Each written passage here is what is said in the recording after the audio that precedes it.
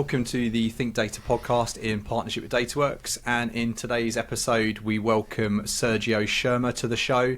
Sergio is the founder and CEO of Radiolife, and they are a early stage startup in the world of AI and health diagnostics.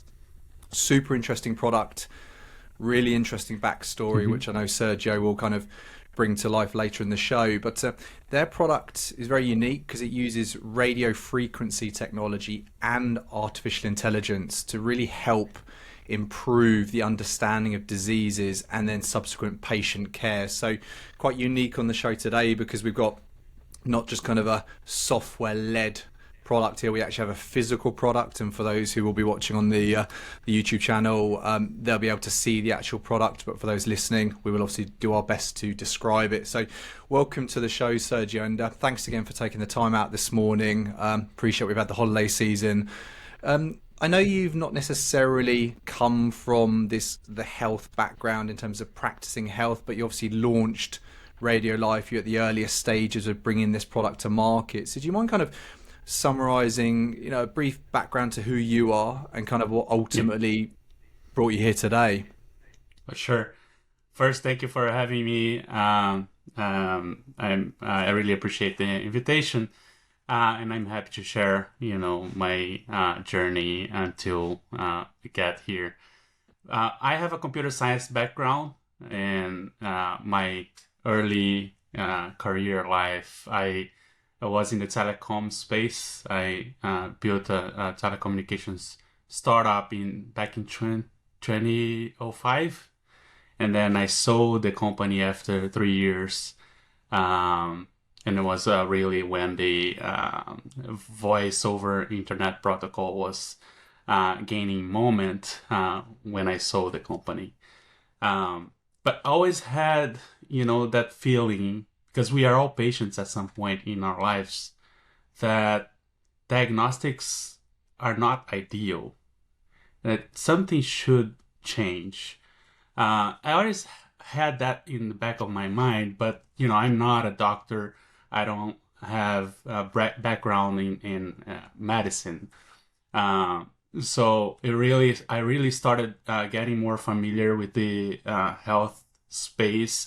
When I came to the United States in 2014, I started working with health tech startups in the Silicon Valley and really, got interested in the space and started to learning more about the pain points. It really was the moment where I decided to create Radiolife when we were hit by the pandemic. So we incorporated Radiolife in 2021. Wow. And basically what we did was, use all our experience in telecommunications and radio frequency, and combining that with AI and our knowledge in computer science to improve diagnostics, thinking of, the future of diagnostics. Like, our mission is to reshape the future of diagnostics. Fascinating backstory, and I know obviously kind of the timing, whether it's kind of fortunate timing or misfortunate timing, the pandemic. But when you came to launch, or the idea was conceived, can you talk us through kind of the steps you took?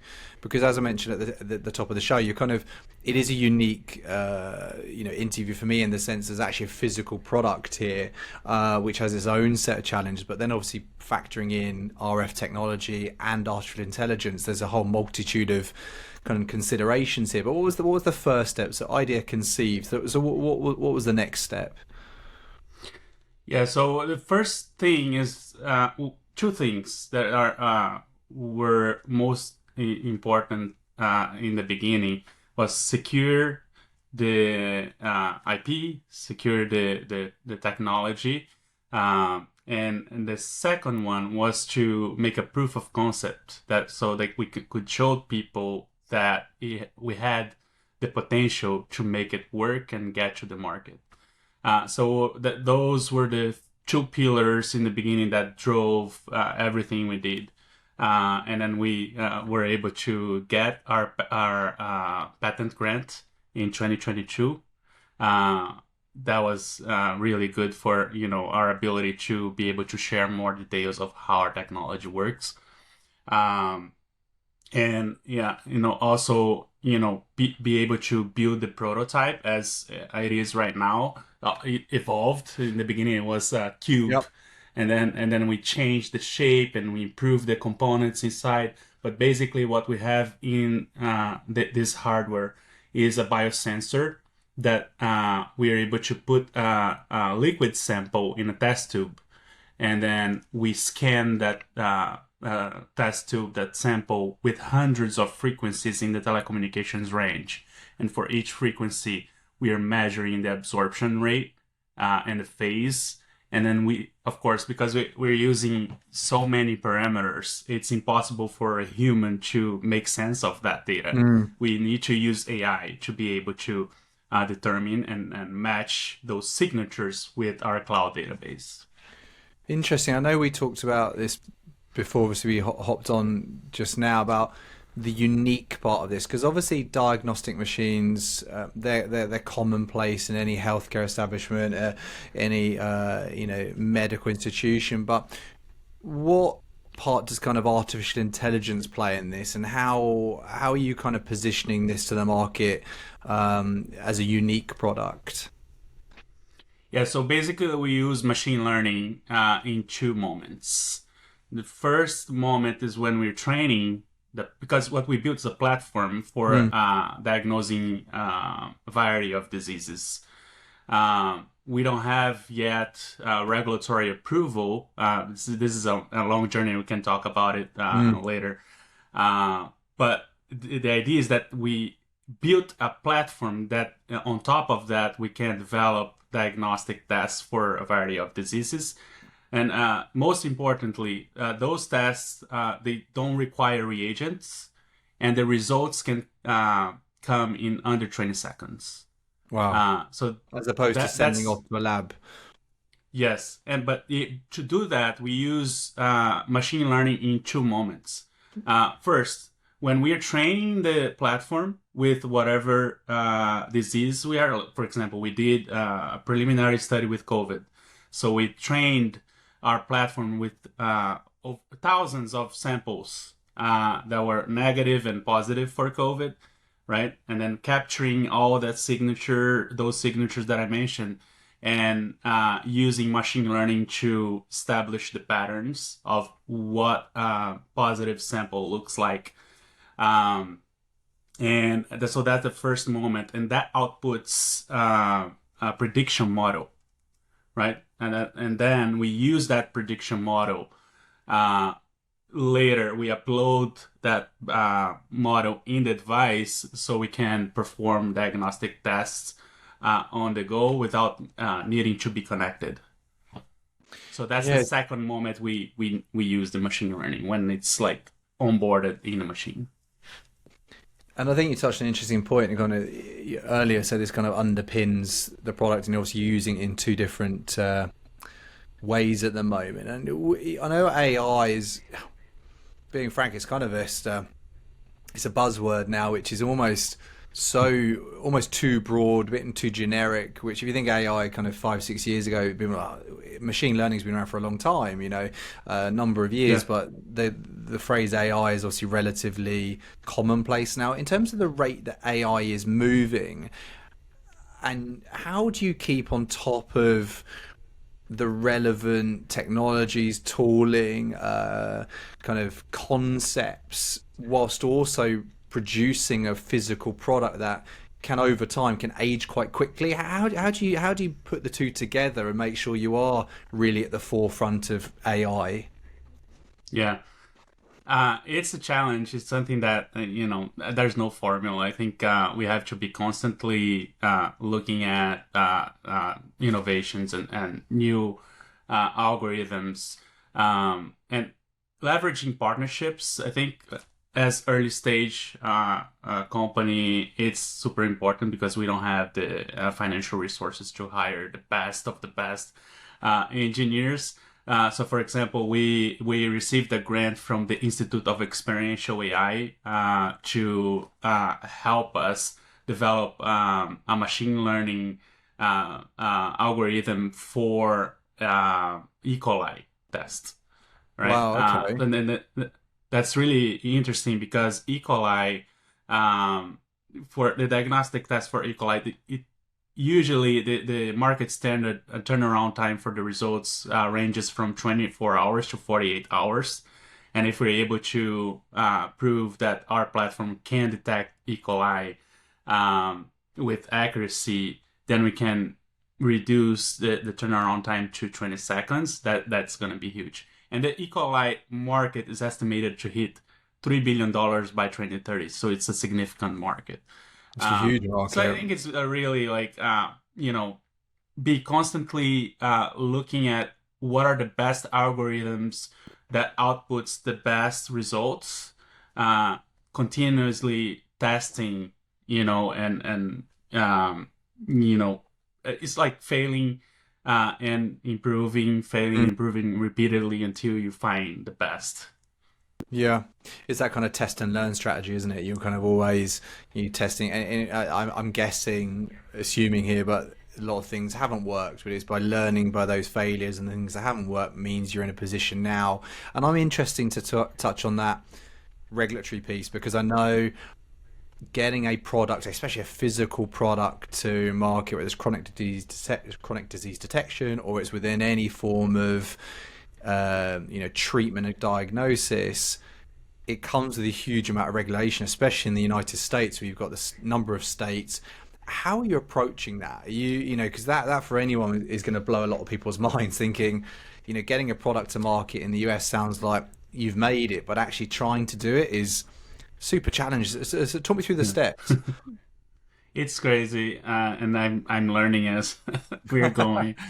I would love to, know everything I know now once we started, because I Yeah. could have avoided a lot of waste. Mm. But basically, it is expensive and it takes a long time.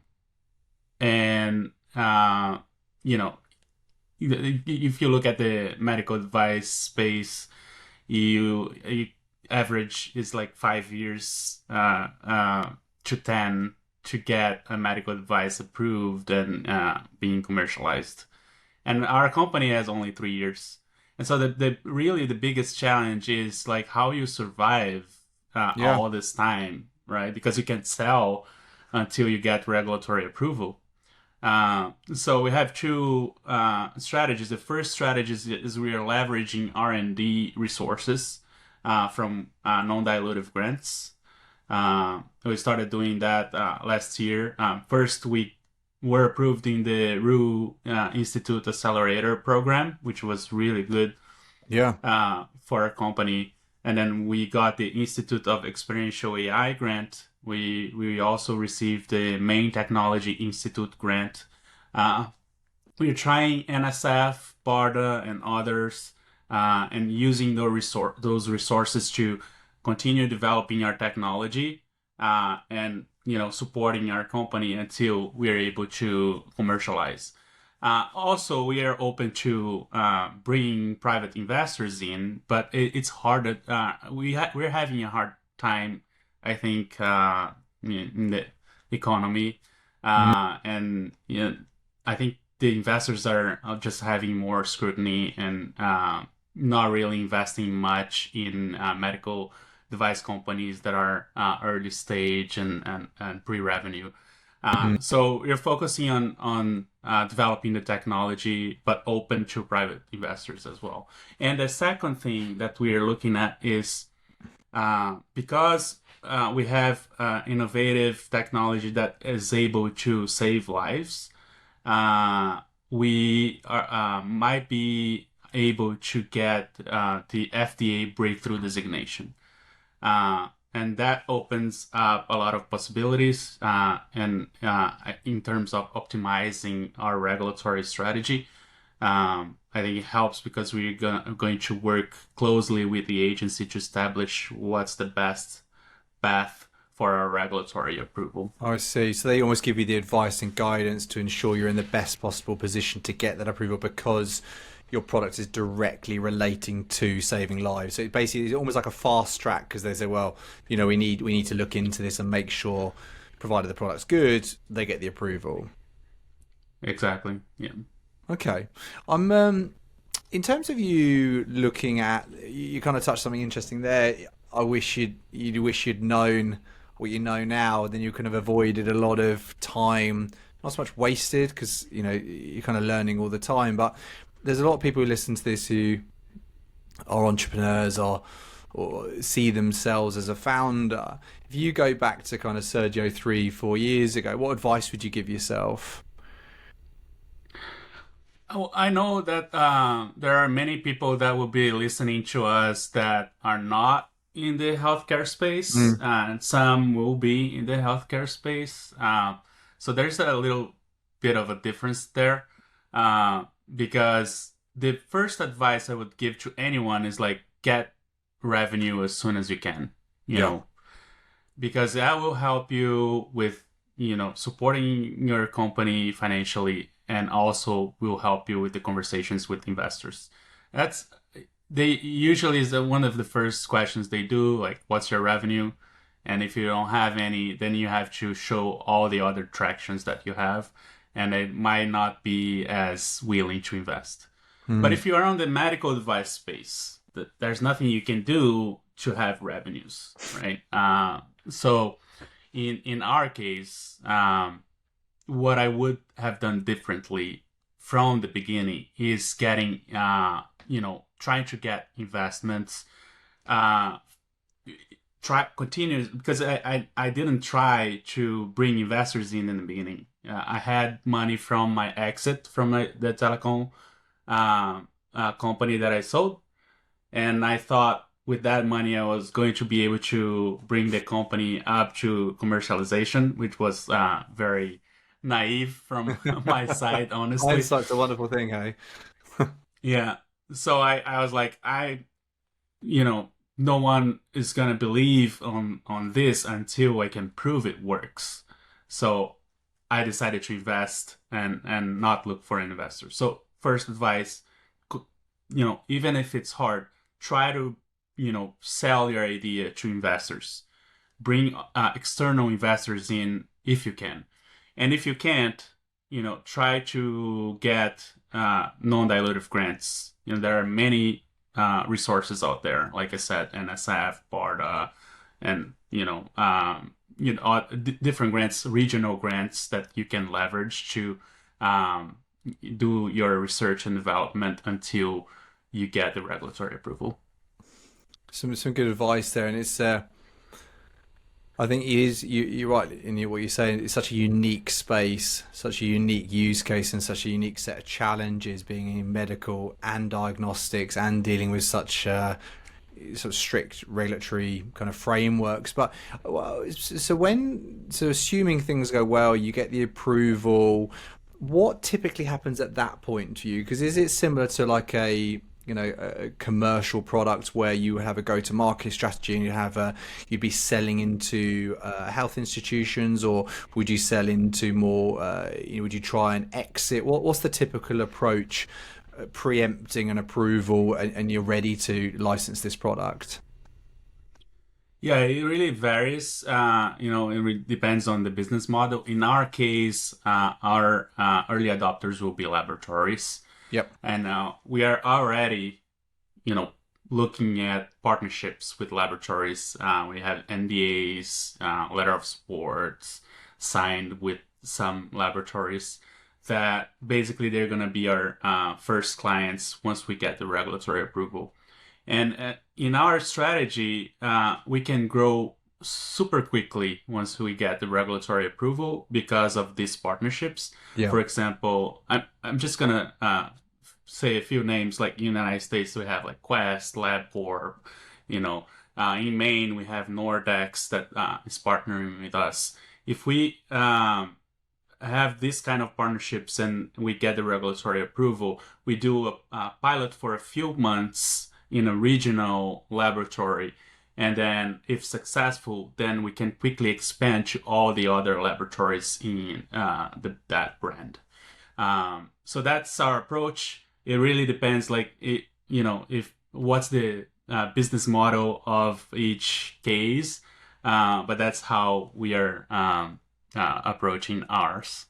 I see. It almost like it's such a kind of test. I suppose one of the things you could have said to yourself when you were starting out is be patient, because I guess for you it's the frustration, not necessarily frustrations, but the time it takes to get this product potentially into that laboratory, seeing the results. You need to be quite resilient. So how are you keeping yourself on track with that? Because you don't really have an end date in mind. So how are you ensuring that each day you're kind of getting online, and there is progress? What does progress look like? Yeah, that's a good point. I think it's like we need to really be stubborn Yeah. and believe like on the vision. I almost have I have 100% certainty that what we're envisioning is gonna happen Hmm. with us or without us. So there is strong belief that what we're doing is going to happen and it's important for the world, for lives. Yeah. Makes us it makes it easy for us to be stubborn, Yeah. if that makes sense. But also, I usually say that Brazilians are known for never giving up. So we keep I like going that. until we make it. Yeah, it's no surprise you exited your last company and you had the opportunity through your own work to have the capital to put into this, and you kind of hopefully see this through. And I kind of going back to a point you said earlier, but in terms of the patenting, because obviously what we typically see, especially in AI at the moment, there's a lot of reiterations of someone else's product coming out, because obviously, they've got Gen AI, there's kind of all solving the same problem, but with just a different wraparound and a different skin. What have you patented? So is it the concept? Is there something specific which stops, say, a larger company with huge pockets coming in and saying we're just going to do something similar, but we've got billions to throw at this? Basically, the use of radio frequency to resonate with pathogens. Okay. That's in our patent. But in terms of patent, intellectual property in Mm. general, it's something that we have to be constantly working on Yeah. and thinking on scope, increasing the scope, thinking in the future, like, because we're definitely going to make changes and improvements on our products, so creating new products, for example. Mm. So we have to be constantly thinking upfront what's going to happen in the next 3, 5, 10 years, and put that in a patent application, provisional application, to Yeah. make sure that we have a thorough protection, as well as geographical. It's something, another thing that we need to make sure that we look at is like what countries we're gonna protect, and it's expensive as well. Yeah, I've heard it is, and I've got no experience in this, but I've heard from colleagues or people that know people in the product development space, trying to protect, for example, say China or the Far East, or other countries from effectively copying your product. It's very, very hard to do, but obviously, I'm guessing with all the FDA work you're doing and how specific your product is, to actually then get a copied product into market is not on impossible. So it sounds like you put the right things in place. And so obviously you're in a bit of a holding pattern. You're obviously still working, tirelessly. But what is next over the next kind of 6-12 months for you? Yeah, so now we are working extensively in getting some non-dilutive grants approved. We're trying a few options to be able to continually develop our diagnostic model for E. coli and also biomarkers. So it's one thing that's important as well when we talk about diagnostics for some diseases or chronic diseases. We don't have pathogens in place. We're analyzing other things in the system, either through a blood analysis or urine analysis or saliva, we want to see what components are contained in that sample. So those two things, E. coli pathogenic and non-pathogenic analysis of biomarkers in a variety of samples is what we're trying to do for the next 6 to 12 months, and trying to get all that documented and published and peer-reviewed, as well as getting our FDA breakthrough designation with the FDA is our priority. And once we get past that, our focus will be on conducting the clinical trials for E. coli, and that will give us like 12 months of that. We're estimating a time frame of 12 months to go through the clinical trials and getting the regulatory approval. Exciting times. And look, I'll be making sure to obviously share the link to your site. I know there's a few case studies and a few a very clear overview of what Radiolife are doing. Really fascinating insight from my side. It's to see a physical product and then how that's being supported by AI in such a, effectively saving lives is been really, really interesting to talk about. Sergio, thanks so much for your time this morning, and I we look forward to seeing how you guys go, and obviously fingers crossed with the FDA approval. I'll be keeping a keen eye out. Thank you so much. Thank you for having me, Alex. Thanks, and have a good morning. Appreciate it. You too. Bye.